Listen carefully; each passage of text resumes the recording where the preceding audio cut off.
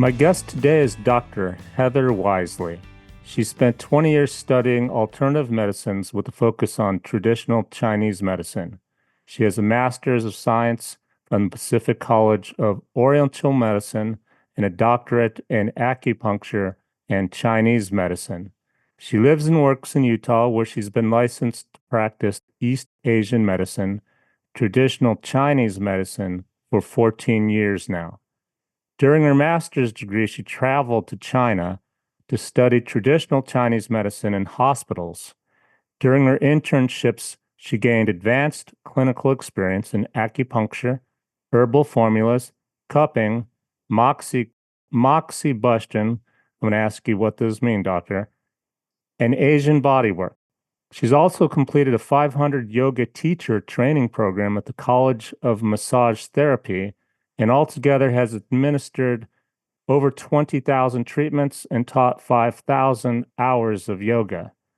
Prenatal care is one of Dr. Wisely's passions, and she studied acupuncture techniques, yoga, herbal remedies, and essential oils that are specific for prenatal care.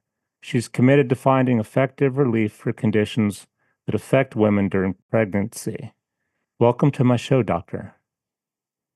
Thank you so much for having me. So to begin, listeners, by the way, she and her husband's also into, I don't know if he's also a doctor, but together you opened your office where you do the holistic treatments for acupuncture, yoga, herbal remedies. And he actually has his own YouTube channel, or both of you do, but I watched the one with him and he was making herbal remedy on it. And he was doing a great job. So tell me your story. How'd you come to find a partner with the same dreams and to open your office like you have now? All right. So I guess I'll start with my downfall of the American dream. So for me, I guess growing up, I had this sort of misperception that I could marry anybody on earth, and so I think that creates an illusion that there's always someone better around the corner, and that creates a lot of dissatisfaction within relationships, or at least for me it did. And later I've read that that's quite common within psychology of modern relationships. But as I went to New York, I went to China, I spent some time in India, and I realized, well, actually, the vast majority of people are too old, or too young, or already married, are in a religion that would be incompatible with my own spiritual beliefs, maybe have lifestyle choices that as an acupuncturist I would not be okay with. And suddenly it went from anybody on earth to maybe not so many people. You're talking about Steve and your part, or finding a mate, right? A romantic relationship. I guess coming to the journey of realizing that the spiritual journey of coming to the mindset of being able to find a mate and be extraordinarily happy within that relationship. So, and I think that was a big part of it, was going through different relationships when I was younger, finding out what worked with me, what didn't work with me, realizing that really there were maybe not that many people I would actually want to marry. And I had certain things that I really wanted, including coming to Utah. So if you're in Utah, you probably are aware that if you are not of a particular religion, that greatly reduces who you're potentially going to marry. So as I moved back from studying acupuncture, traveling, I came back to Utah. This is where I'm from. And I was almost 30 years old. And I was like, oh man, there's not that many men out there that would be like age appropriate, lifestyle appropriate.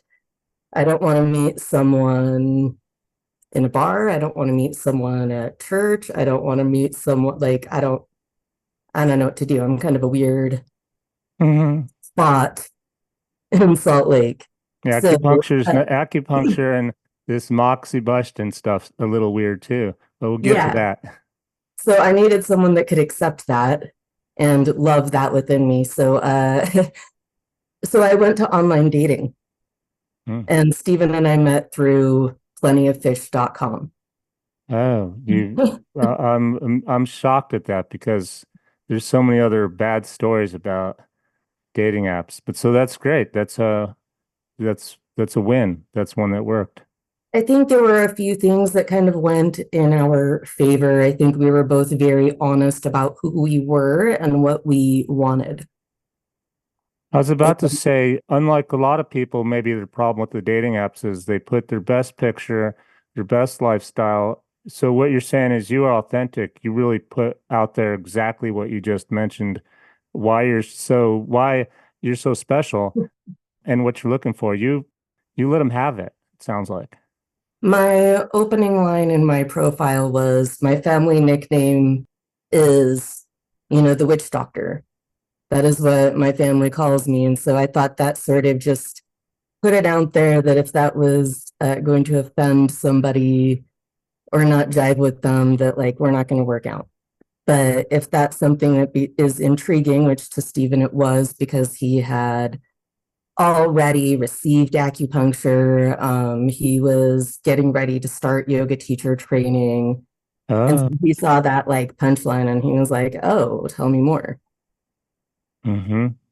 Which makes me think if you had never mentioned in your profile the acupuncture and the yoga, maybe he would have just thought that was a cool tagline, witch doctor, and moved on. Who knows?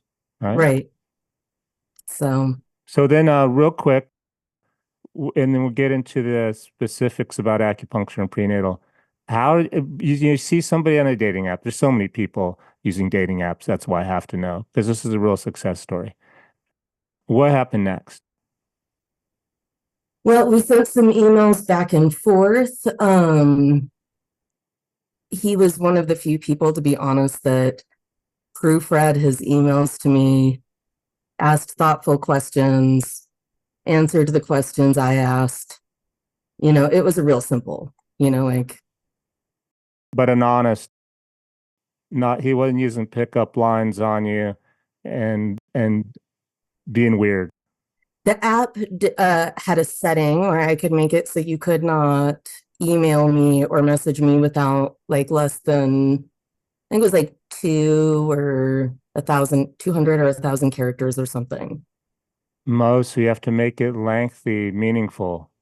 Yeah. I see. Or I would never even get the message if it was just like a one line, Like, where are you? What are you doing? Nice shirt you're you're cute, wearing. whatever. Yeah. Yeah, right, right. Okay.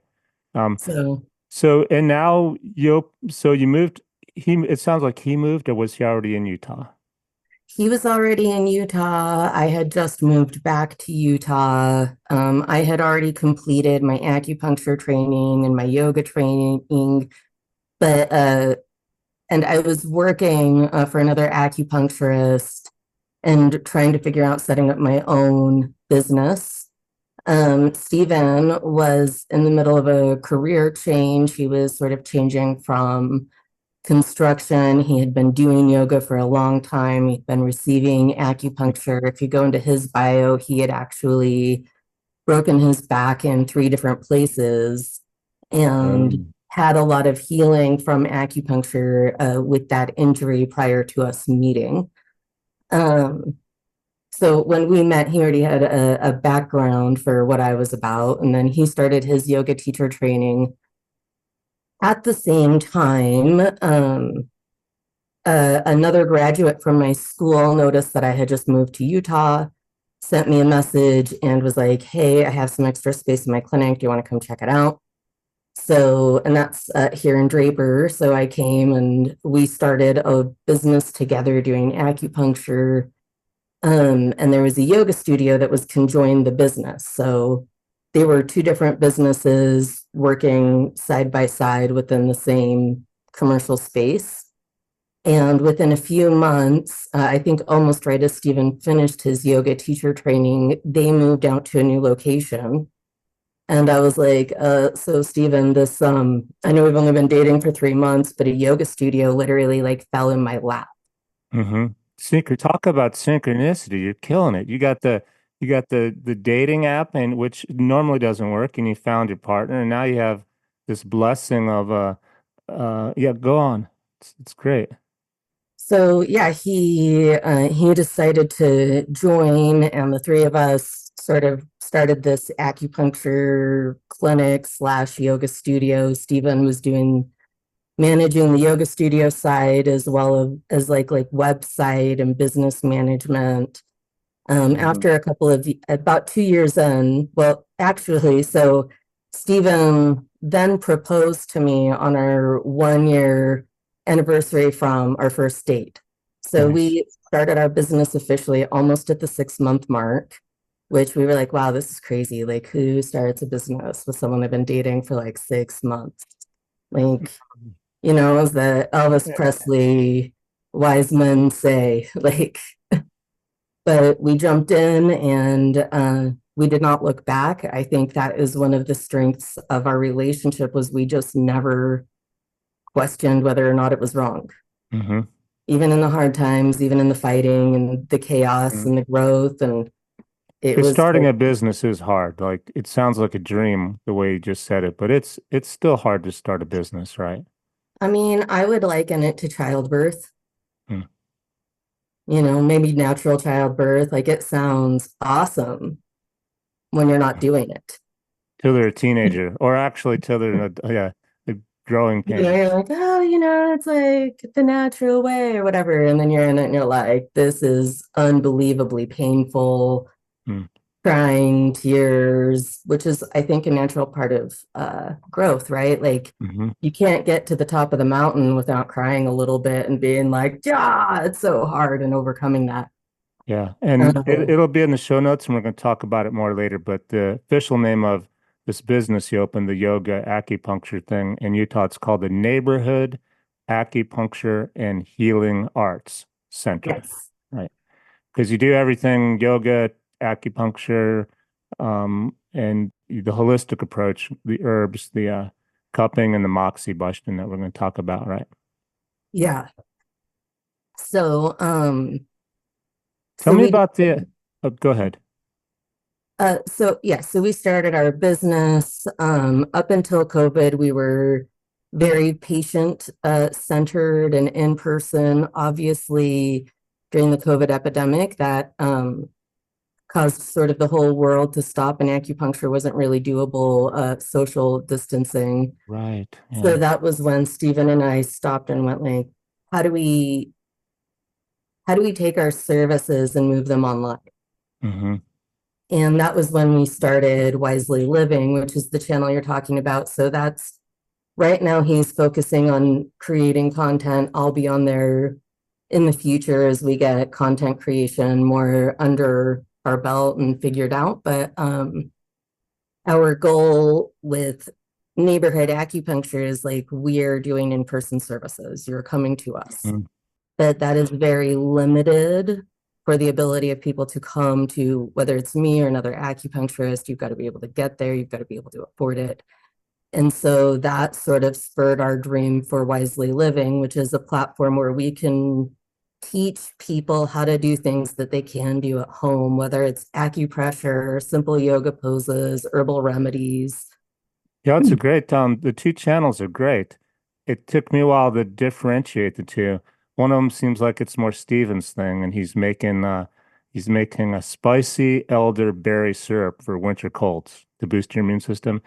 He does a great job. He's on TV. He's built for that. And then you're the one you did on the Wisely channel, I think, or the acupuncture channel, the main channel. You did a great job. It was back pain, lower back pain, because you also went into the general stuff about back pain, not just acupuncture. You covered the whole, like, here's about back pain, and then here's what acupuncture can do for it. It's a good channel. You guys are off to, how long have you had your channel? Well, we started creating content. The idea spurred in 2020. We started getting some content up maybe in 21. And at that point, I realized I needed to stop and get my doctorate so that I could really have that level of education and be more than just somebody like talking on YouTube. Hmm. So I paused content creation and went and got my doctorate. That's why you see a lot of Steven on the channel right now. Um, I didn't realize actually the timeline here. I thought you had your doctorate before you made the videos or whatnot. no, oh my God, that was a 2-year program and I just finished in April actually. Hmm. So Congrats. thanks. Congratulations. So tell me about the acupuncture. I don't know if I've ever had it done. If it was once, I don't like needles. Sure. I understand the meridians, the energy, basically wires in your body that connect different systems like electrical wires. Give people who have only heard the word and have misunderstanding, there's misinformation, disinformation about a lot of things.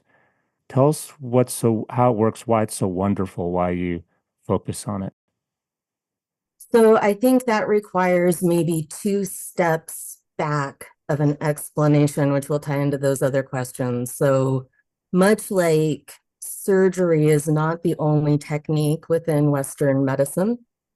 Western medicine is an umbrella term, right? And we do have surgery, but we also have prescriptions. I would label supplements and vitamins under Western medicine, physical therapy. Like there's all, going to your primary doctor, there's all these different techniques under Western medicine.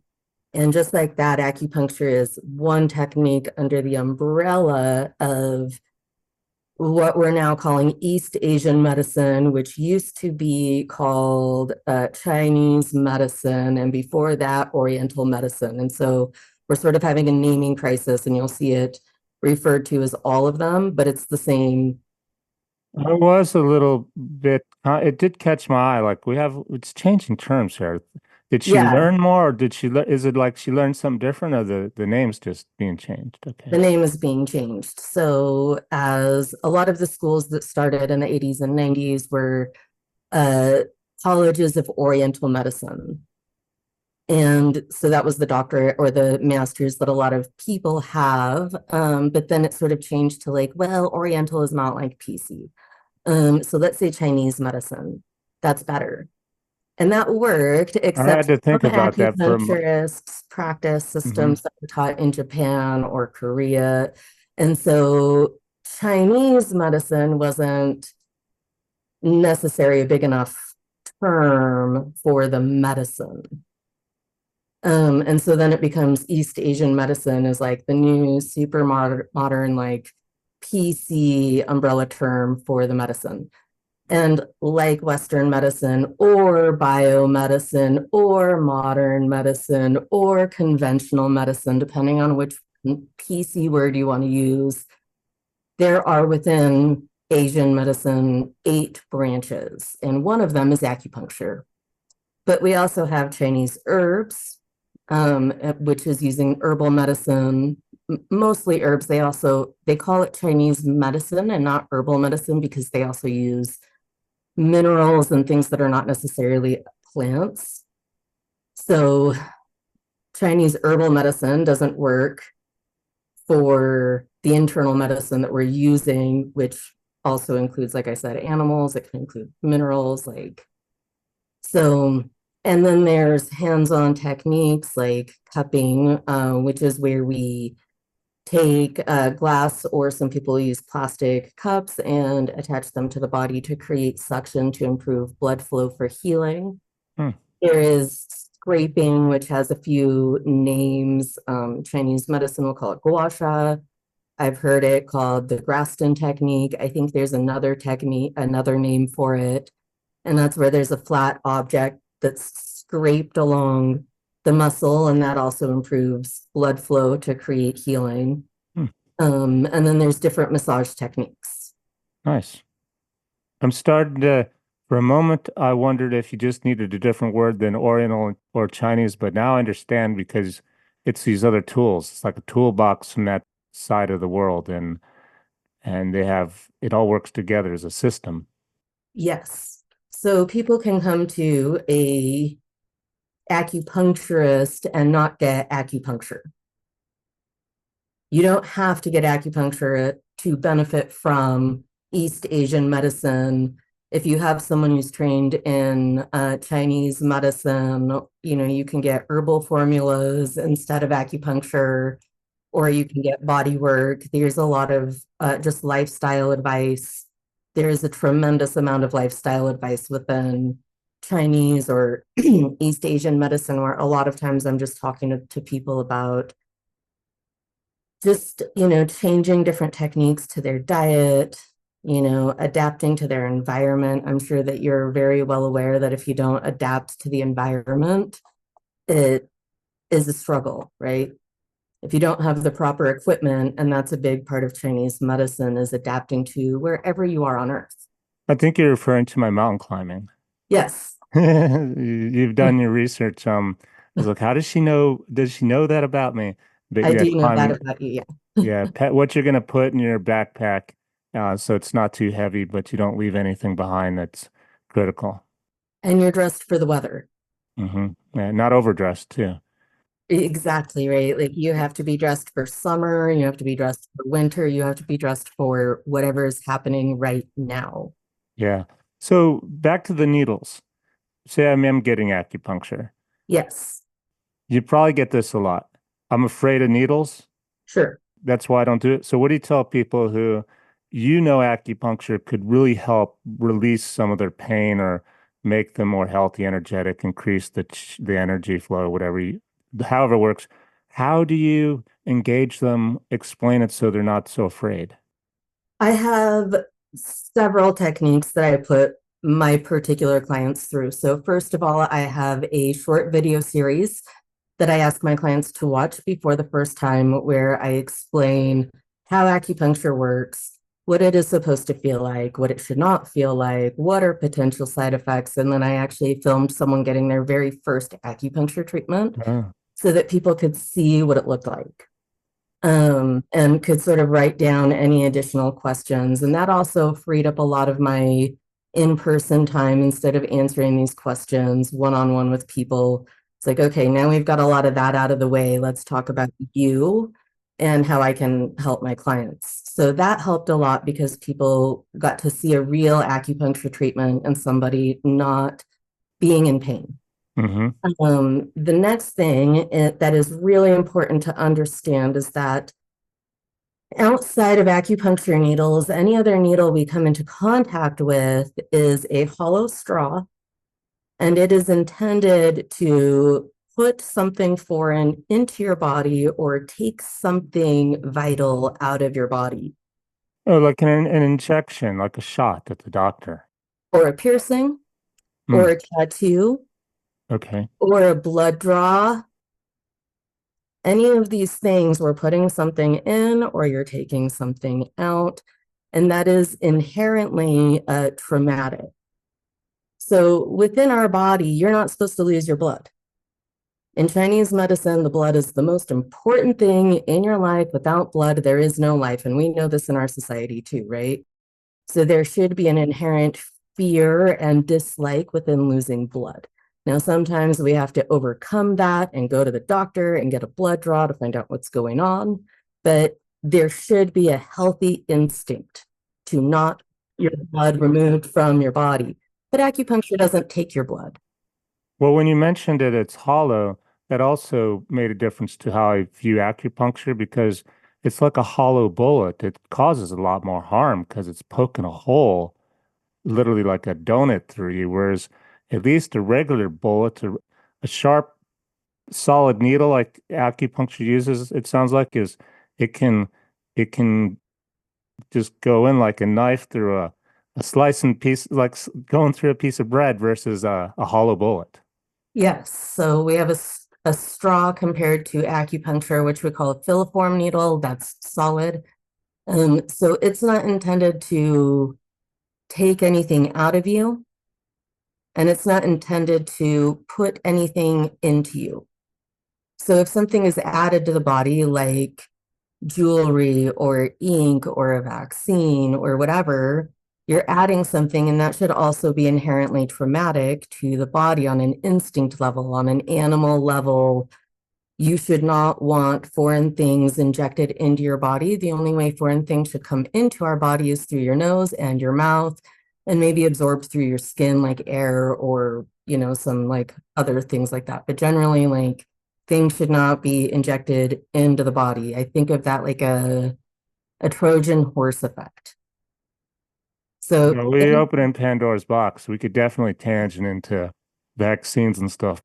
I mean, I'm pro-vaccine, but I also like to be like aware of I'm very realistic and like, yes, there is some harm. There is no medicine that doesn't have side effects. That doesn't exist. There is no medicine that works 100% for every single person. That does not exist. Yeah. It's so But just to be aware of it, and every time you're offered a, different shot at the doctor, consider, do I really need this? Because, like you said, there's nothing has no side effects. but to realize also why there's a level of trauma in an injection, which is if you were to come into, say, contact with the flu in the natural environment, like first you might see a person across the room like sneezing or blowing their nose, and immediately your immune system is like, whoa, whoa, whoa. I see that guy over there, and your immune system activates. Hmm. Then the particles flow through the air, and maybe you breathe some in and they come into your nose. And your immune system is like, all right, we're on alert, like the military. Now we know, like, we saw the Hmm. invader, and now we've been invaded and we need to fight. Hmm. And then the infection or the virus might spread from your nose down into your throat, eventually get into your lungs, and then it needs to get expelled. But a vaccine, so in Chinese medicine, the analogy is it's like a war when you get sick. It's your immune system versus the virus, and these are the two armies. But in a vaccine, the invader, even though they're weak, is directly into the homeland. It comes straight to the blood. Hmm. And this should create a level of shock and trauma for your immune system that is like, whoa, whoa, whoa, we didn't see that coming. And all of a sudden now we're at war. Plus you have extra like things taking up space, right? There's the fluid of the injection itself, That so that that pr- can be painful. that describes exactly the reason some people claim they had a negative reaction to the pandemic vaccine. Sure. Well, and no medicine comes without side effects to some people. Their body never got over the fight. They got the shock. It got prepared for the war. Didn't No one told them the war is over. You're right. And the immune system can be very much like a military, or I think of it more like maybe an individual where sometimes it can be hyperactive, sometimes it can have PTSD, sometimes it can just be Hmm. beaten down and exhausted. And that's one of the ways we treat the immune system within Chinese medicine. But Oh, I was about to ask. So right. the alternatives, the herbal, the acupuncture, what do you do? So then sorry, I feel like we sidetracked in here and went down a rabbit hole. So why is acupuncture not as painful as a shock? The needle is solid. Nothing is taken out of you, so there is not the emotional trauma. Nothing is added to you, so there is not that additional physical pain. The needles are tiny. They don't, I mean, most people don't even lose a speck of blood when I take the needle out. Like maybe one out of 20 needles, one speck of blood will come out. That's it. So there's all of those things that we associate with most needles don't happen within acupuncture, which is not to say that the needles are sensationless. There is sensation that comes with acupuncture, but it is not usually described as painful so much as weird. People might get a feeling of things happening, energy moving that's indescribable. But it's definitely not sensationless, but it shouldn't be painful. And your skill is to know where to put the needles based on these meridians, these energy wires in the body. Yeah, so There's a little bit of controversy as to what the meridians are. I think there was some mistranslation, and what they were really talking about was blood vessels. Ah, And maybe nerves as well. But in the original books, and I would have to go back to remember which one, it's been some like a decade since I've gone through the original textbooks. There's this sort of conversation about like what are the meridians, and they talk about how chi, or our energy flows with the blood, with the vessels.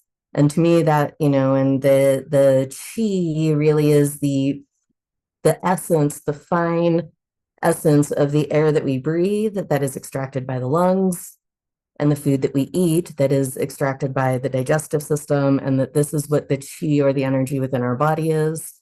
And it flows with the blood, with the vessels. And to me, that sounded like oxygen and nutrients flowing with the blood and the blood vessels, right? Like that was almost a verbatim description of mm-hmm. the circulatory system. And they even went on to say that when the meridians were diseased, they may become blue and distended and visible to the naked eye. And that's like a varicose vein, right? Like Mm-hmm. a perfect description of a varicose vein. So, and I remember raising my hand in class and being like, don't we think these are like the blood vessels, and they're like the blood in Western Yeah, medicine? yeah. No, this is different blood. And I was Am I in the right class or the right like, what's professor? happening right Yeah. now? Like, I don't get it. And but I went through school, and they were like, no, like Chinese, when we're talking about blood, that's different than like what the Western medicine are talking about. And the meridians are not the same as like the blood vessels or the nerves. They're different.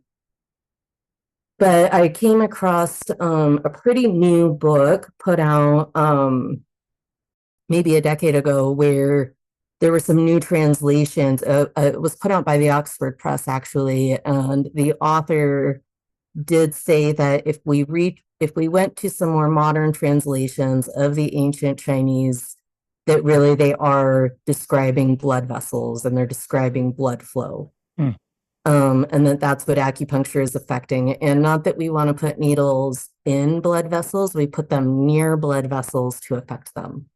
mm. And then how does that work? Because that was going to be my next question. You're not poking them, so you're not bleeding. How does putting them next to the blood vessel help? Does it increase circulation or slow down circulation if it needs to be slowed down or something like that? Um, Acupuncture does increase circulation. There have been quite a few studies that show that. It also helps to normalize nerve conduction, from a more modern take on it. And there are a lot of biochemicals that are released during acupuncture. So, in the Chinese medicine point of view, when we put the needle in, that activates the qi, or the invisible chemicals within our body, which flow within the blood, and then everything starts flowing. And when you get blood flow and your body is releasing its own biochemicals or its own qi, then the body starts to heal. Oh, it's like almost like poking your finger and just going, hey, like you're tapping it. Or, tapping's actually another treatment for some people. So that's acupressure, which is activating the same points, but without penetration. And you can do that with, just massaging points. You can tap points. Mm-hmm. You can put magnets on points. There are many ways that you can stimulate acupressure points without acupuncture. And that has actually become a huge conundrum within studies on acupuncture. Because within the theory of East Asian medicine, acupressure is a treatment. And Western medicine has been trying to use it as a placebo. And What it's do you, not a placebo, it's a treatment. So you can't do acupressure against acupuncture and then be like, oh, look, they both work. So if you read a lot of studies, like say on back pain or migraines or knee pain or whatever, you'll see, acupuncture is just as effective as the placebo, and therefore it's not an effective treatment. But if you read, acupuncture, the needles are not as effective. but if you read a little further, what you'll find out was the placebo was acupressure, Oh, and that both of them worked better than conventional medicine. that's misinform that'd be disinformation technically because they're Yeah, trying to so, persuade you. Yeah. and there was actually a meta-analysis that went and looked. So some of the placebo acupuncture is them just doing acupressure on acupuncture points. And sometimes they're trying to do acupuncture on not acupuncture points. It's placebo. It's the word placebo that's distracting and kind of out of context. Right. So, because if you puncture the body will have a release of healing chemicals just to heal that wound. So, you can't puncture the skin and not create a healing effect. What I mean is placebo, my thought that comes to mind because I've been trained this way by Western medicine. Placebo means we didn't do anything. Right. So, in this And, case, we did and we something. did. Yeah, we did do something. We're comparing it to something else. The placebo is a misused word there that's part of the reason I would call it disinformation or at least misinformation. So, the question is, can you placebo acupuncture? Can you placebo chiropractic? Can you placebo physical therapy? Can you placebo massage therapy? Oh, Can I see the you idea with the placebo yoga? You can't placebo those things. Second of all, if I may go off on a tangent, what is the placebo effect besides the body's ability to heal without outside intervention? Right? Like, this is our body's ability to heal just because we were told to heal. well, sure. Yeah. What And is the how is that a definition? bad word? Or I would say, what if you have if you can do it right now, what's the Wikipedia definition of placebo? Or maybe we shouldn't be using it. There's a better scientific way to do this. Yeah, well, it's the placebo effect is currently kind of being restudied, and it's really fascinating. Like, what is the placebo effect and what does that mean? But to me, very simply, it's our body healing without outside intervention. And why would we ever want to stop that? Why would we not want to harness the power of that to the nth degree? And people ask me, is acupuncture the placebo effect? And I say, no. It also placebo, I think, also means psychological, meaning Right. like your body, we didn't actually do anything to you. It's psychological, the Right. placebo effect, which is okay. If you can psychologically trick my body to think it's healed, I'm okay with that. Right. What's the problem? Exactly. I don't know why it became a bad thing. I think it's amazing, but acupuncture is not the placebo, and acupressure is not a good placebo in studies, and that's what's made acupuncture so hard to study, is finding that effective placebo, which you can't. So now they're trying to do like comparative medicine. How does acupuncture compare to conventional medicine or pharmaceuticals or chiropractic, instead of how does acupuncture compare to acupressure? Um, but so and this is going back into, what if you don't want acupuncture? So studies have accidentally proven that acupressure is an effective therapy, and it is almost as effective as acupuncture. So when we do studies with a long-term follow-up where they've done conventional medicine with one group of people, acupressure or placebo acupuncture with one group of people, and acupuncture with another group of people, what they find is almost always within 10 sessions, acupuncture and acupressure are outperforming Western medicine. That does not mean it's a cure. That means it's a better treatment. So people with migraines might be getting 10 or 20% relief with medicine, where maybe it's 30, 40% with acupressure, acupuncture. So these studies are not saying it's a cure, but they're saying, hey, it's really effective, actually. Hmm. Um, but at the end of treatments, usually like right when they're done, acupuncture and acupressure are doing almost equally well. But the follow-up at 3 months later, and they've done this with like back pain, they've done it with migraines and a couple other conditions. Acupuncture clients are still improving Mm. 6 months or 3 months after they've stopped treatment. So if people, versus the acupressure and yes, where okay, they plateaued, they had relief while they're I getting see. treatment, Okay. but then that relief isn't lasting. So acupuncture is like a more intense Yes. treatment, more or less, than the acupressure. Because also, I had the thought that that's maybe why you got into massage, so you can legally do acupressure as well as acupuncture. Well, I started in massage actually, and that was my first career uh, out of high school was massage. And from there, I grew into acupuncture because I thought massage was just very limited to the musculoskeletal system. And I wanted something that I could treat the whole person. Can you do you give acupressure to those people who just don't want to go for the needles when they come to your office? Yep. Nice. So if when people come in, I start everybody off, like I said, with watching a short video series on what to expect with acupuncture, just to alleviate any fears ahead of time so that people are comfortable. I do a 30-minute intake with people asking, like, what are you coming in for? Do you have any questions? Here's some advice that I have on how you can help yourself at home. And then when they come in for treatment, they can pick if they want acupuncture or if they would like magnet therapy instead.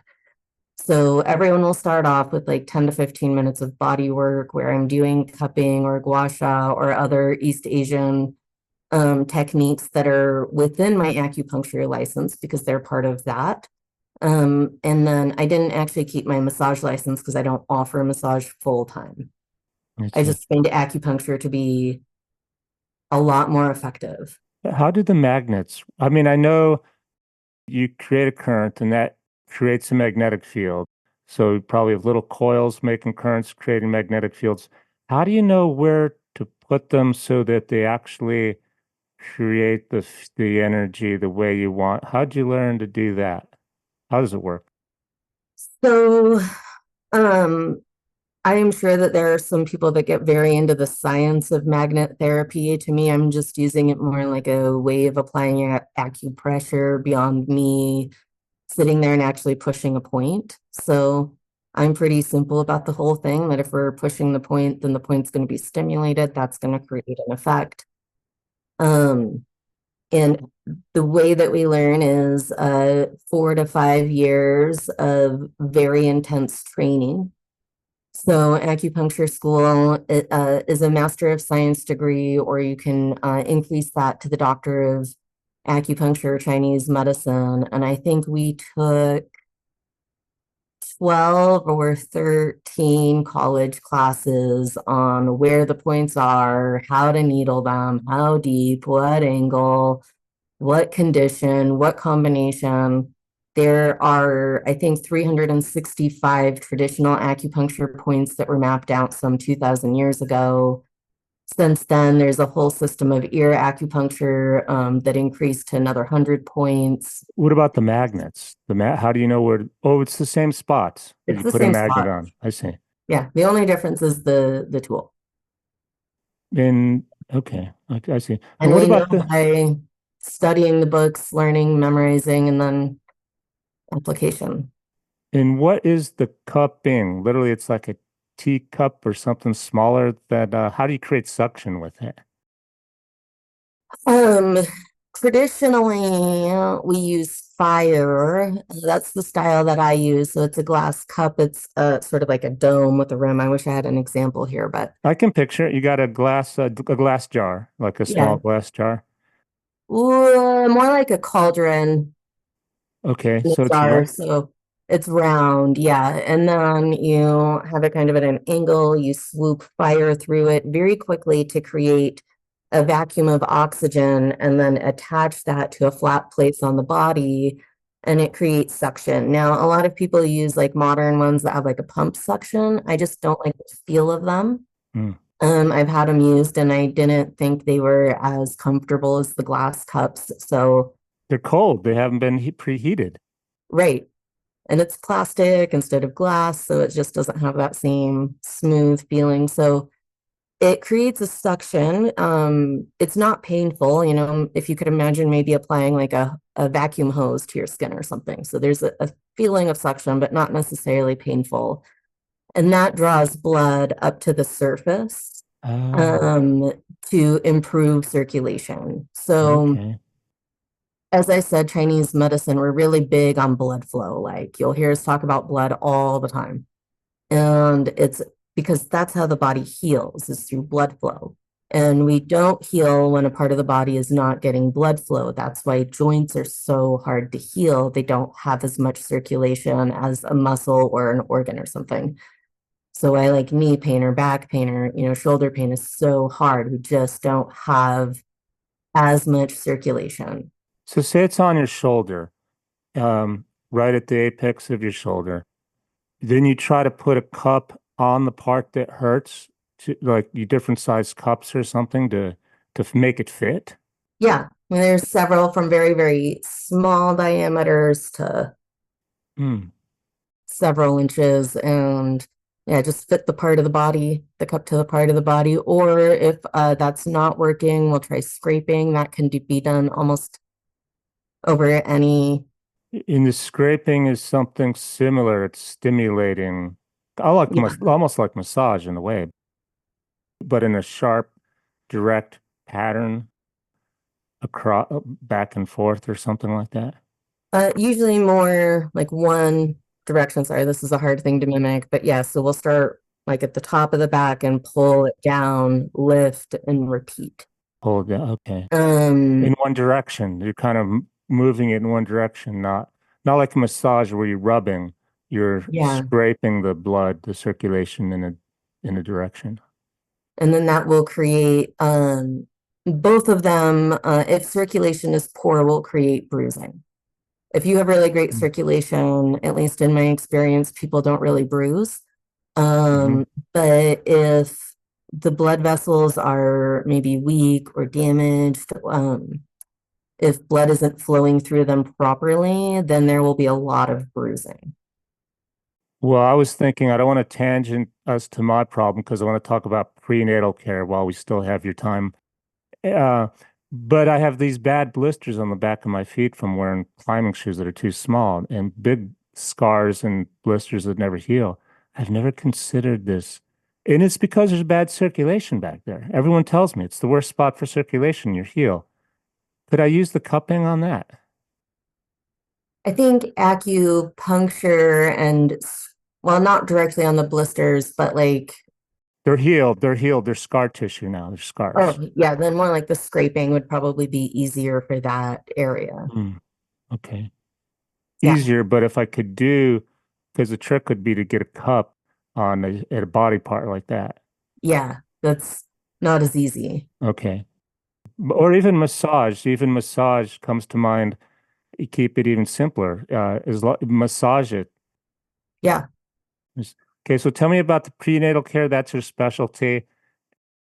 It's one of my specialties. So I am a general practitioner. I see a lot of chronic pain. I mean, really, it's all of the things that are not being treated well within Western medicine. So I see migraines, back pain, arthritis, like every kind of pain you could imagine. I will also treat people for like anxiety, depression, stress, But what do you PTSD. do? Like one or two quick things for people with depression. That's a huge problem for people, depression Right. and anxiety. Right. Well, I mean, the easy answer to everything is, well, I do acupuncture or herbs, whatever is people's cup of tea. Um, and I have remedies in both, for both of those things. Or we could even do like diet, lifestyle. I think yoga can be really effective for a lot of people. So when I'm working with people, I want to see what they're interested in Hmm. and focus on that. So if someone comes to me and they're really into herbs, that's what we're doing. If they don't want to do herbs, that's way too much. They want to do acupuncture. Okay, let's do that. Some people come in and they're like, no, I'm not going to take your herbs. I'm not going to do acupuncture. And I'm like, all right, we'll do diet, we'll do lifestyle, we can do yoga. And if they say, I don't want any of that, I'm like, well, then I'm sorry. I'm just not the great, like, I don't Hmm. have the tools you're looking It's for. all in the Chinese cookbook. That's everything. Now you're back to So, Western medicine. right, But what I mean is, is there a quick tip for, okay, something I can do at home? So no needles. We don't want anybody practicing with needles. right.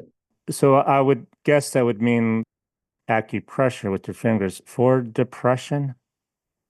Take depression, Um, anxiety, for example.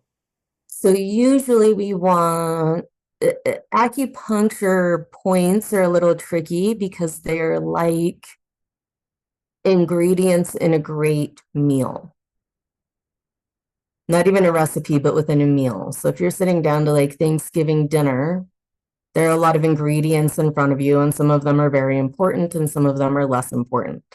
And then you need individual considerations, like if anybody like doesn't eat meat or if there's like gluten allergies or whatever, right? Like in acupuncture is the same way. So people are like, oh, what are the points? And I'm like, ooh, like asking me like what this point in your elbow does is like asking what does flour do in a recipe? Okay. And it So, depends on, well, are we making bread? Are we making pie? Or we like what are we making, right? So the same points can treat many different things, like flour can be in many different recipes that are from dinner to breakfast to dessert. Um, and then it's how they're all combined as to what you're getting. And then there's a lot of intention within that too. But usually we're looking like a recipe at least 4 acupressure points. And I mean, sometimes I've put acupuncture, needles. I would say most people get 10 to 20 needles. It can be as little as one, and I've gone upwards of 80. so does this help? Does this help? Because trying to follow your line of thought. Like, why is there not one simple point? But it's the flour. Okay, it's the sugar. Do you want to bake cookies or do you want to bake a cake? And do you even are you allergic to chocolate? You There are these other variables, right? The body's a complex thing. Which is why we go to school for like 5 years. And so it's kind of like when you go to the doctor, you talk to your doctor, you tell them it's more than my anxiety and depression. They ask you about your diet and everything else going on in your life to try to figure that out, something like that. Yeah, so if somebody was coming to me for treatment, then there comes into a lot of like, what are your Chinese medicine treats particularly emotions more from a somatic perspective than an experience perspective. I'm not as interested in like what happened or why we feel something as to like what do you feel? Do you feel heart palpitations? Do you want to eat more? Do you want to eat less? Do you have a headache? Is it showing up as back pain or knee pain? Is this depression showing up as laying in bed but not being able to sleep? Or are you sleeping all day and can't hold a job? Like, how is this showing up as an individual? And that can be very confusing to people when they come to acupuncture because I make everyone fill out 10 pages. Well, also they think it's like I'm asking. I at first until you explained it, I thought, oh, isn't it simple? Just pick a point, and it's uh, it's more complex than that. Humans are more complex than that, so that makes more sense. And that's why it's effective Hmm. as compared to depression and, like, oh, let's just try this pill. Did that work or not? Hmm. If in Chinese herbs, there's this data on all the formulas as to like which particular symptoms are, like if someone comes into me with anxiety, I have 6 different formulas that will say like, oh, this one is for anxiety with heart palpitations and insomnia. Hmm. This one is anxiety with a decreased appetite. This one is for anxiety with, whatever, like, so, and then not only that, but they go on to say, do not use if person is prone to diarrhea. It's much better than the Western Or medicine, where it's one ad on TV that's going to make you well, no matter who you are, with a long, long, long disclaimer that all the side effects. right. And in Chinese medicine, I would say, hey, look, if you have any of those symptoms already, Hmm. you're going to have that side effect. Like that's just gonna, if it's a side effect of a medicine and a symptom you already have, I mean, I'm just gonna make up things right now to not Mhm. like throw any prescriptions under the bus, but like say you need blood pressure medicine and there are three different medications. Chinese medicine would go, okay, what are the side effects? What symptoms do you have? If maybe you're prone to constipation and one of these has a side effect of diarrhea, well, now we have a magic mix. Like maybe we'll regulate and get your blood pressure under control Mhm. instead of maybe giving you the one that has a side effect of constipation when you're already constipated. Yeah. And then we're going to compound that problem literally and figuratively. Well, I'm gonna take time out and say something negative for a moment, even though I try to focus on prevention. Well, the solution would be look it up yourself in the PDR manual. Yeah. Because when you go to the doctor, especially hospital, and they're going to get a vacation bonus from the drug pharmaceuticals if they push number two instead of one or three of the possible drugs you mentioned that can treat your condition, they're going to pick the one that they're going to get bonus points for because they don't know anything else anyhow. And they might not even ask you if it's a or know you well enough to know it's a conflict. So you check the PDR manual. That's the physician's desk reference Yes. if you're getting a prescription drug. It's the only way to know for yourself if your doctor overlooked something. Or just go online and throw it into Google. You'll get all the information that you Oh, need. that's true. With the AI these days, that's one useful tool. It just plugs, do the hard work for me on the Google search. Yeah. So, yeah, it, and I think each person, I think one of the things that really has maybe been a struggle with medicine within our culture is that we treat healthcare practitioners like the hero. We expect them to be the gold medal winner of the Olympics. Like they're going to be the person that heals me. And that mindset as a consumer leads to problems no matter what kind of medicine you go into. If you go to the other person expecting them to heal you and you're just along for the ride, Hmm. you're putting yourself into a mindset of being dependent on that other person or that other system or whatever it is that you're looking for. I think we should view healthcare practitioners as a coach. They are not the person that heals you. They are the person that helps you to heal yourself and is there to guide you in making the best decisions. And when we view whether it's your MD or your physical therapist or acupuncturist, mental health care practitioner as a person who is your guide, but at the end of the day, you've got to be the person to climb to the top of the mountain and Hmm. nobody can do it for you. Yeah. Yeah. Also, I've been a guide for a very short period. I didn't like it because I feel on one hand, it's great for those people who never do this unless they have a guide. But for most people, I'm like, you could do this yourself. You can learn to do this yourself. Don't try to climb on Everest the first time. Climb one half as big, but by yourself. You'll have such a better spiritual and mindset adventure that you're robbing yourself of having by. So that to me, you asked like what point could you do for depression at home? I don't think acupuncture or acupressure are really like you. I plan on doing many in-depth video series on like which points people can press at home for different conditions. But for me at home, I would rather see people doing yoga Hmm. because you said that is you climbing that mountain. And if I've actually used this analogy for many of my clients, but if we were thinking of good health as a location on a map, I would call it the Golden City. Okay. Now, a healthcare practitioner, whether it's your doctor, your acupuncturist, they can pick you up and helicopter you to the city, to this place of good health. But if you get dropped in the jungle by yourself and you don't have this helicopter to get you there, it's not great. Hmm. So if someone comes to me with back pain and, the question always is like, will this cure me? And a lot like mountain climbing, I say, well, if you expect me to do the curing, then you will always have to come back to me. However, if you view me as the person helping you to get rid of your own back pain, then you'll never be dependent on medicine. Nice. So if people are willing to go home and do things on their own, and my real favorite is yoga. I do think that is painful.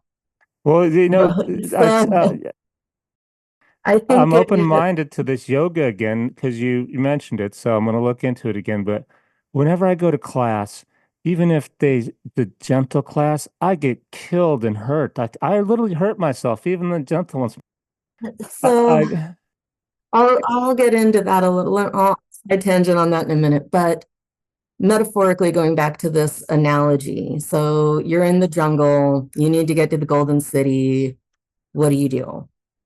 Well, if you call your doctor, they just sort of like pick you up and take you there. They give you their treatment, whether it's prescriptions or if it's herbs, if it's surgery or if it's acupuncture, if it's physical therapy or, like whatever, somebody is picking you up and taking you there. Yoga and diet and nutrition are more like handing someone a machete and a map and a compass okay. and saying, okay, go that way, get through the jungle. And it's painful, right? Climbing that mountain by yourself Hmm. is so much more rewarding, but more painful because those two always come together. If you ask me, like yin and yang, you don't get reward. Also, you have to do your own research. You can't be lazy. Right, You're not guaranteed to get to the top just by paying your money and right, following someone. You have to put more intention and work into it. Besides, it'll probably be the same pain. It's more there's a lot of fear if you're doing it by yourself because you don't know, you haven't done this before, and you might fail more the first time. You definitely fail the first time if right. versus having a guide. So it's not immediate. It's not as immediate and piece of pie. So, addressing yoga was painful. Now, when I went to classes, I had a lot of that same experience. But when Stephen and I actually started our own yoga teacher training and really started delving into the ancient texts, what I thought was interesting was in the very original book when they're like, yoga's 2000 years old, like that book, all of the yoga is meditation. That's all they're talking about is meditation and Oh, mindset and spirituality. And the only thing they say is do asana, which is the poses, so that you can sit and meditate.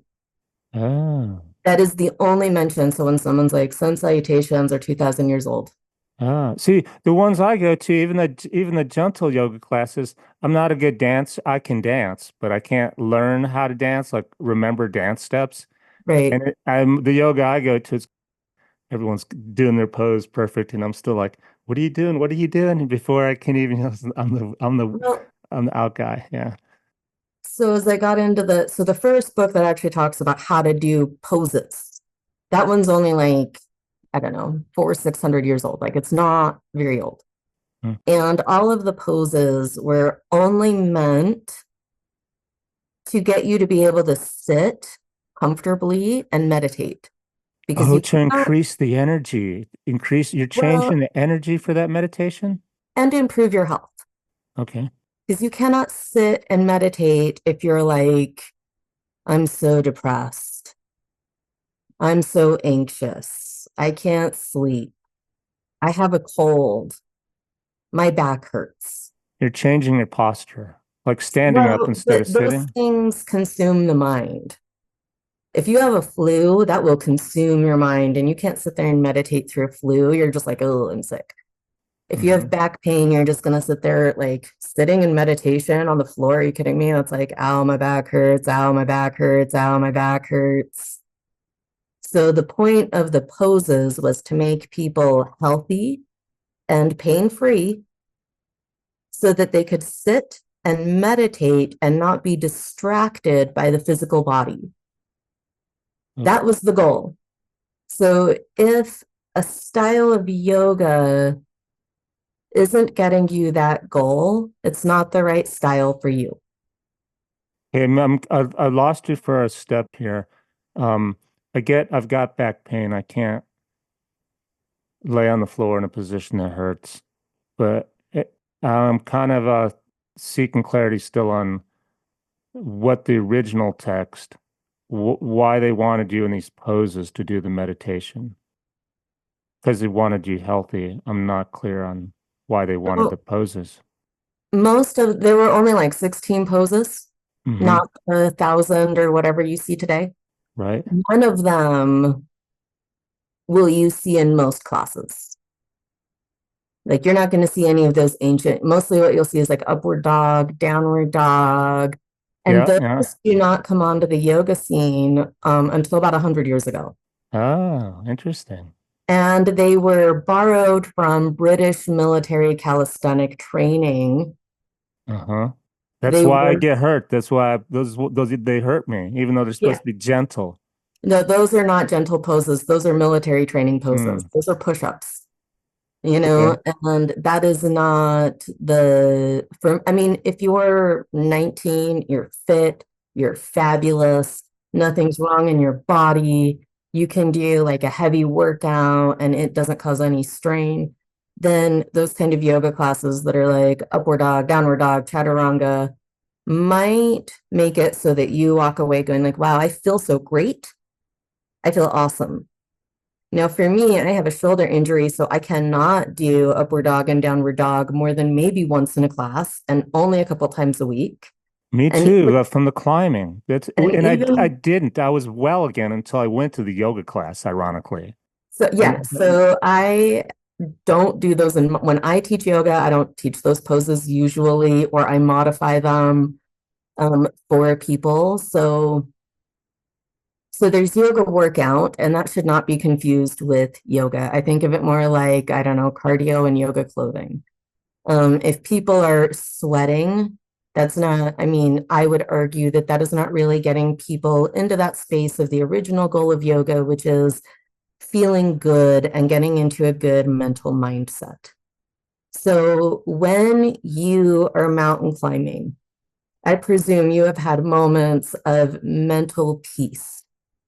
mm-hmm. It was so profound. Yep. That's probably what you love, right? That's exactly why I do. It's not And ego based, not like I climb the mountains. It's state. It's a state and of mind. that is meditation. Hmm. However you get there. I think it's why a lot of people Yeah. go fishing.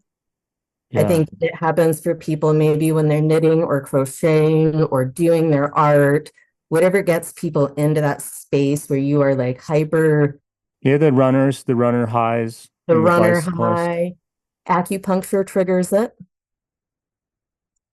Yoga can trigger it for some people. And I think particularly if you're doing the poses that are making your body feel better, not necessarily the ones the teacher is teaching. But that requires climbing the mountain on your own, learning the poses, learning your body, learning what feels good, and rejecting what does not feel good, and realizing that it can change every single day.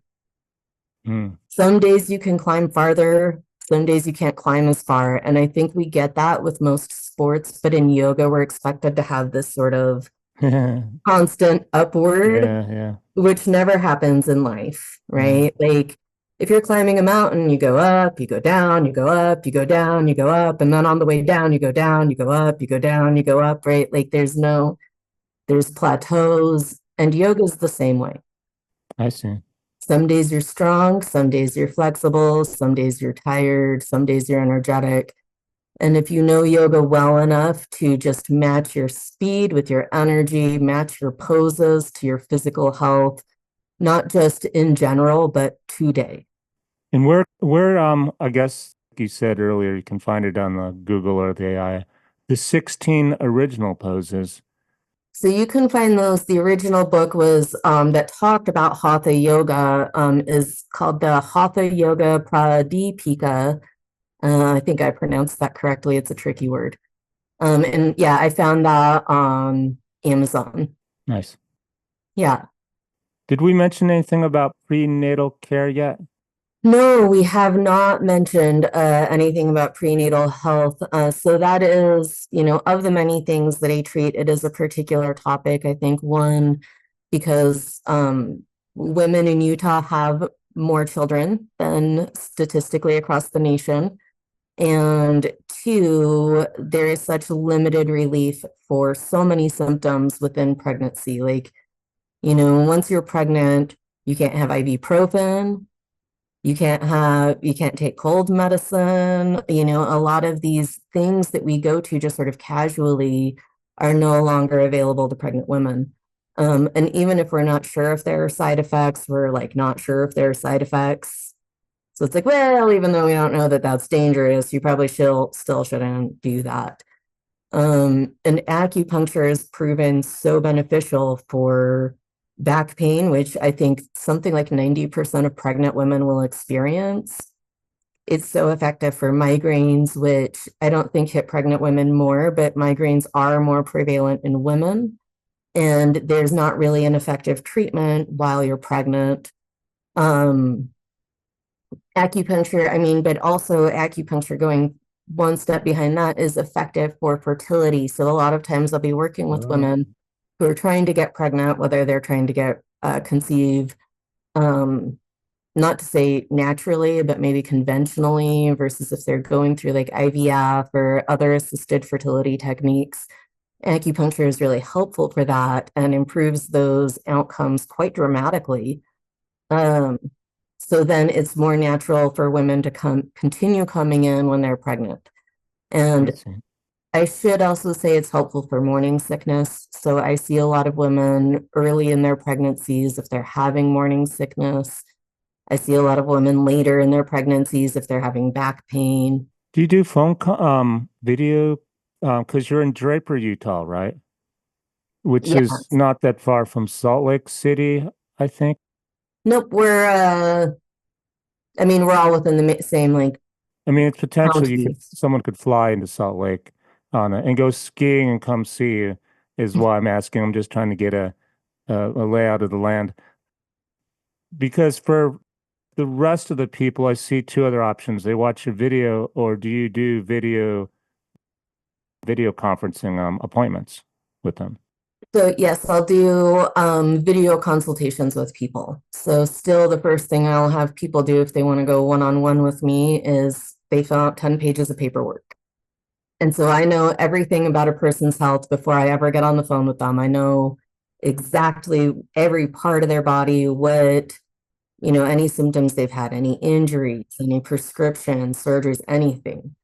So I can really hone in on exactly that person's unique state.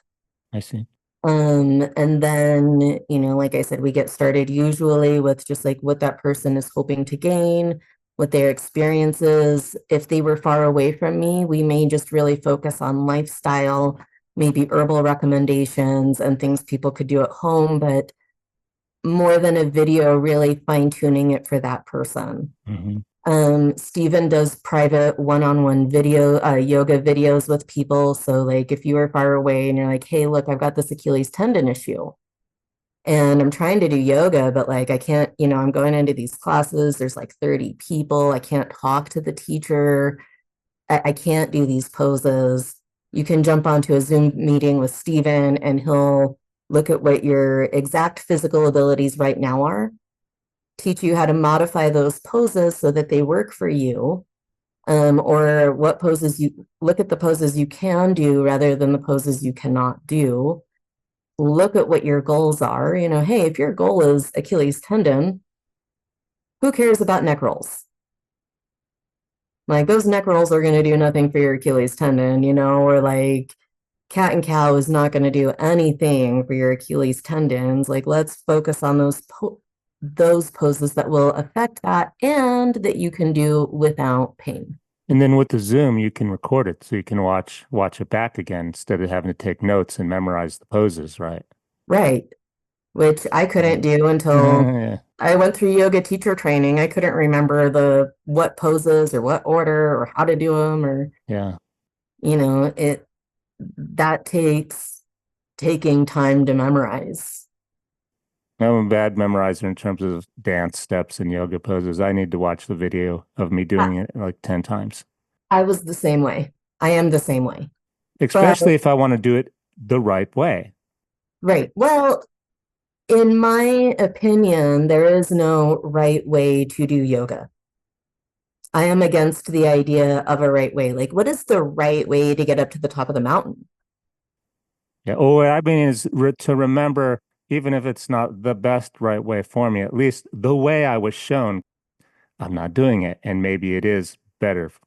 Uh, Well, but things like bone structure and muscle density may change it so that your right way doesn't look the same as my right way. hmm, So, for instance, I have very flexible shoulders and I have very narrow, like skinny arms. Like, I'm not, built for a hmm. physical labor. So, I can do something like this, She's crossing her arms into what do you call that pose? eagle arms. They're So, they're like a pretzel stick. there's no effort because my arms are long and they're skinny and they're flexible, and I didn't even have to try. Stephen, on the other hand, has very thick muscles. He has a lot of upper body strength. He has big shoulder muscles. Hmm. So for him, the correct way to do that pose is actually more like this, Like the because the W. muscle mass of his arms don't allow him. He doesn't wrap his arms all around like a twisty tie. Right. He just folds them a little bit. Yeah. Yeah. Or I don't have flexible hamstrings. So for me, the correct way to do downward dog is with more bent knees. Hmm. That's how I do them. Yeah. It's not correct for me to do it with straight legs unless I'm having a flexible day, which happens some days. Some days not I good. think my back feels better when I do them on my knees versus the proper way, like which is like a bridge. The proper way is like your bridge almost, right? So, I mean, but that becomes my point is the proper way is what works for What feels good? you. Yeah. What feels good to you? What is bringing you a feeling of feeling good instead of a feeling of pain? Hmm. So I think a lot like climbing the mountain, the way I describe yoga is it should be comfortably challenging. Well, now actually it's not how mountain climb goes for me. It's ridiculously painful sometimes and scary. But it shouldn't be like the pain is more like challenging growth pain, hopefully like muscles growing and being challenged, not injury pain like I just tore something. Um, It's more like I can't stop or I will die. I will fall and die. That's what motivates me through. And then 10, 20 feet later when I'm at a rest, oh, made it. Then that whatever you want to call it, this is a really interesting mind state sets in. It's kind of it's in pretty in pain. It can be quite painful and intense when at least where I climb things that haven't climbed because they're not clean. The rock is loose. Uh, but like I said, hopefully not injured, right? Like you shouldn't, hopefully not. yeah, hopefully not. Not to say it won't happen, but that's not the goal. Yeah. Well, I'm really lucky on another spiritual topic, whatever you want to call them, spiritual beings, guardian angels. We can't let Dan fall and die. Right. Somebody help him. Thank you. Yeah, thanks. Who's doing that? Yeah. But I take that same mindset into yoga. Like if I don't do this, I might die. Think it's I'm looking more at internal like health disease, like heart disease and kidney disease. And to me, Hmm. Yeah. one of the beautiful things about yoga is that when you do certain poses like twists or side bends or even gentle back bends and forward folds, just twisting your spine is that we're optimizing blood flow to the internal organs. We're optimizing blood flow to the heart and the kidneys, and you don't have to necessarily do that through cardio or whatever. Just twisting each direction starts to stimulate that blood flow. Hmm. And both in Chinese, maybe it's flavored from my love of Chinese medicine, but in Chinese medicine, real health and happiness is about the health of your brain, your spine, your heart, your lungs, your kidneys, your liver, your stomach. These are the things that make us happy and healthy. We can live without our arms and our legs. You do not need them to live. Hmm. They make life fun, they make life interesting, but they are not necessary to being happy or healthy. So whether or not you can do the splits will not in any way improve your heart health or your kidney health. That doesn't actually do anything for your overall health to do the splits, to be able to do 500 push-ups. Like your shoulders won't save you in a heart Well, attack. that's like back to our mountain climbing. There's some people that only want to climb the mountains to say they have, so they can put it on their resume. I'm like, it's not really going to be a good trip for you. Yeah, right. Thanks so much, Dr. Wisely. I know we tangent a little bit, but it was good because I learned a lot about a little bit about everything. Good. Well, I hope I answered all your questions and And I'll have your YouTube channels and your office contact information in the show notes. perfect. Thank you so much. But one last thing, real quick. How, I don't know if you told me, did you have a health ailment that got you specifically interested in Chinese versus Western medicine? Mine started off more as in high school. I went through some traumatic events, and that caused a lot of anxiety and PTSD. That was consequently mislabeled as bipolar, which really was popular in the late 90s, but I don't think accurate since I didn't have any anxiety or depression before the traumatic event. Hmm. And at that time, I was sort of labeled with all these diagnoses and told I needed to be on medications for the rest of my life. And I was led to believe that bipolar and PTSD were not curable. And at 17 years old, that was pretty traumatic on top of going through trauma, being told I would never heal from trauma, and that now I have this chemical imbalance in my brain on top of that was very traumatic. And that was sort of what spurred me to go to massage school, graduating from high school. That seemed like a good option. And when I was in massage school, I was talking to my acupressure teacher, and that's where I got introduced to Chinese medicine as a concept, was through my massage school. And he kind of went, "So wait, like you've been through this trauma?" And I was like, "Yeah." And he's like, "So you're traumatized?" And I was like, "Well, yeah." He's like, "Well, that's normal. There's nothing wrong with you. Just like if you broke your arm, there's nothing inherently wrong with you if you're in pain, which doesn't mean you don't need to be healed, but there's nothing wrong with you." Hmm. And I think to me, that was one of the most freeing moments in my healing journey of that emotional trauma. And thinking of it more like a broken bone, where it's like, yeah, this will heal, and there might be a scar, and it might always be a part of me and something that I feel. And during storms, it might be something that flares up, but it doesn't need to consume my life. I shouldn't need medical treatment for my whole life because of something that happened, a particular life event. And then you didn't find that any of the Western medicine helped you heal as well as the Chinese medicine for that? Yeah, well, I mean, the problem was I never had a chemical imbalance in the brain. I had a traumatic event. Hmm. This wasn't the way that I was. Diagnosis, missed that advice. I think some people do have a chemical imbalance in the brain. This is a way that somebody is born, or maybe through, there might be many reasons that people would have a chemical imbalance, but I don't think that's the case for someone who's simply been through a life event, Hmm.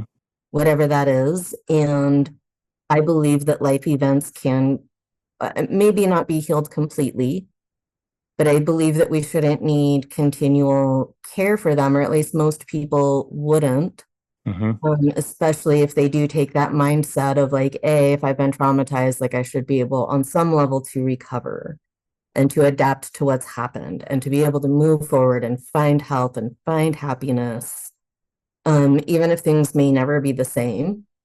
And that's okay. That doesn't mean there's anything wrong with you. Just like if you broke your arm and it never works the same way, Yeah.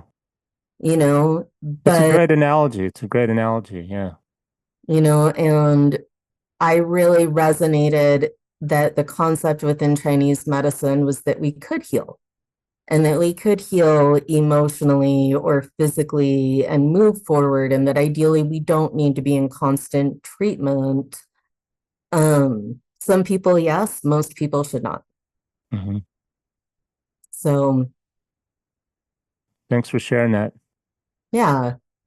So, and it's something that, if I can scream it to the world that, you know, we should be able to, like, to some level heal from many, many things that happen to us. So, and I think many people can have much more complete healing than common belief would lead people to, even imagine.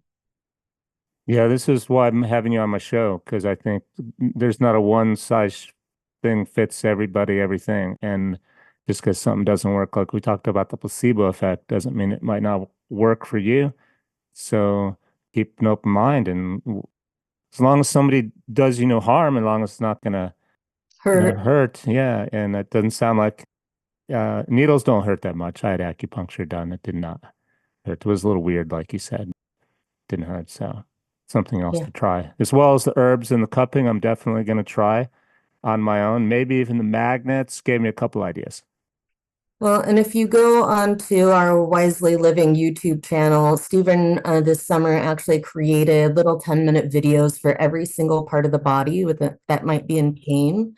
And he created one specifically for ankles that you might really Oh, like. okay. Yeah, he does a great job. So He's good on camera. good. Natural. Yeah. I'll let him know that you said so. Thanks so much for being on my show, Dr. Wisely. Absolutely. Thank you so much for having me. I really enjoyed it. Have a great day. You too. Bye.